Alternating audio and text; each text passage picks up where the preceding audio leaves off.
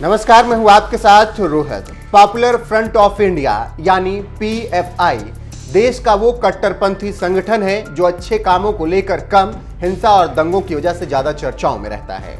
देश के किसी भी हिस्से में दंगा हो, उसमें पीएफआई का नाम जरूर आता है, फिर वो चाहे सीएए विरोधी हिंसा हो या यूपी के हाथरस और दिल्ली में हुआ दंगा हो। पीएफआई के खिलाफ देश में माहौल खराब करने के आरोप लगते रहे हैं। यही वजह है कि मोदी सरकार की ओर से इसके खिलाफ सख्त एक्शन लिया गया है। बुधवार को प्रवर्तन निदेशालय यानी ईडी ने उसके खिलाफ बड़ी कार्रवाई करते हुए 33 बैंक खातों पर अस्थायी रोक लगा दी है, जिससे उसकी आर्थिक गतिविधियों पर रोक लगाई जा सके।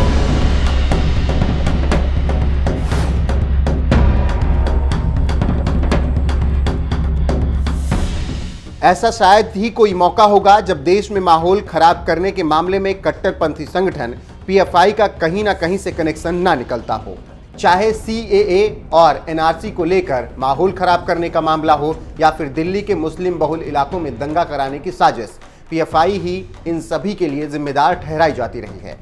यही वजह है कि कई राज्यों की सरकारें इस संगठन को बैन करने की मांग कर चुकी हैं और अब इस संगठन के खिलाफ सरकार का जबरदस्त हथौड़ा चला है। बुधवार को कड़ी कार्रवाई करते हुए सरकार ने पीएफआई के 33 खातों पर अस्थायी रोक लगा दी है। ईडी ने यह कार्रवाई धन शोधन निवारण अधिनियम 2002 की धारा 5 के तहत की है।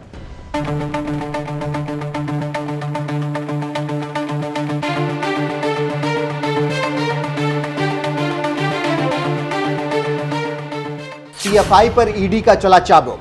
ईडी ने पीएफआई के 23 बैंक खातों को अस्थायी रूप से सीज किया। पीएफआई के सीज किए गए खातों में 59,12,000 रुपए जमा हैं। पीएफआई के front organisation Rehab India Foundation पर भी एक्शन।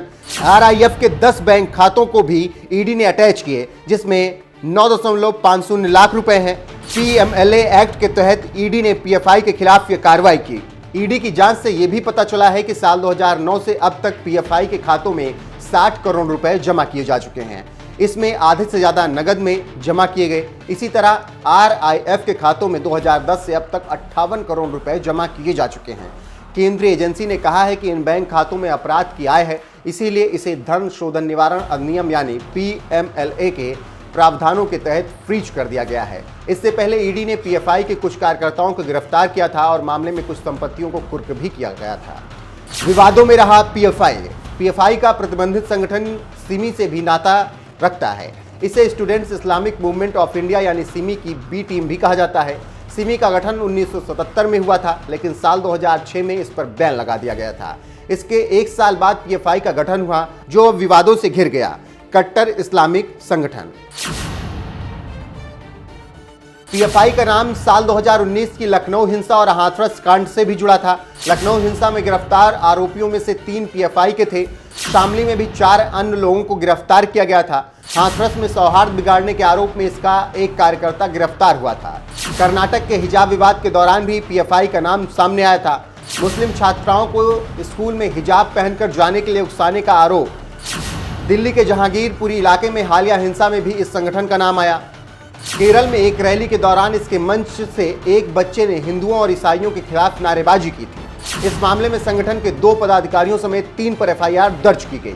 दिल्ली के शाहीन बाग धरने के पीछे भी पीएफआई का ही हाथ था।